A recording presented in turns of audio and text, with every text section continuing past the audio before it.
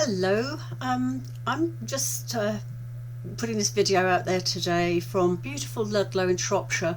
Now Ludlow is one of the most beautiful towns that you will ever come across. It's a medieval town with a castle, and it's stunning. It's friends from America have actually said it's like Disneyland for adults. It's beautiful. Yesterday it wasn't quite so beautiful. My son lives in the middle of the town above the butcher's shop in the quaint old market street, and last night at about 6:30 there was a fire there. The building downstairs, the butcher shop, caught fire, and my son was upstairs on the first floor flat, in bed. He hadn't been feeling very well, so he's lying in bed reading his book, and he heard the fire smoke alarm go off, which, like most of us do, he ignored for a little while, thinking it was his neighbour upstairs who probably burnt his toast or something. So he ignored it, and it went on longer than normal. So he got up, opened the door, and the smoke, black smoke, billowed in. He'd got on underpants and a dressing gown, but he ran up the stairs banging on his neighbour's door to alert him. He wasn't there or didn't answer the door.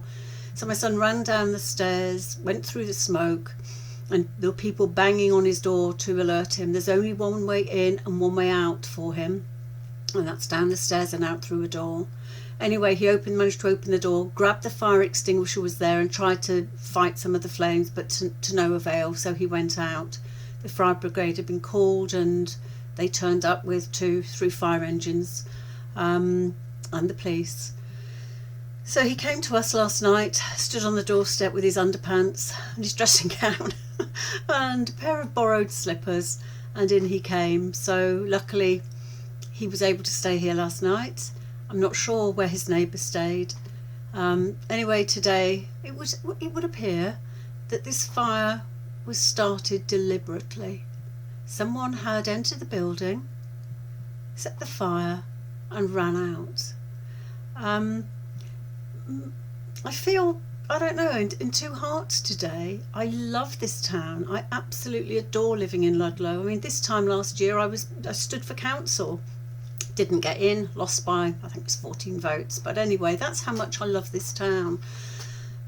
But for somebody to come into a building and purposely set it on fire, knowing that there are 2 flats above where people live, I just can't get my head around that. My son could have died had he totally ignored the noise from the fire alarm. He could have died. Anyway, he hasn't. And do you know what's absolutely amazing? Is how he's learnt to, I don't know what the word is. He's just managed over the years to deal with these things as they come up. He's remarkable.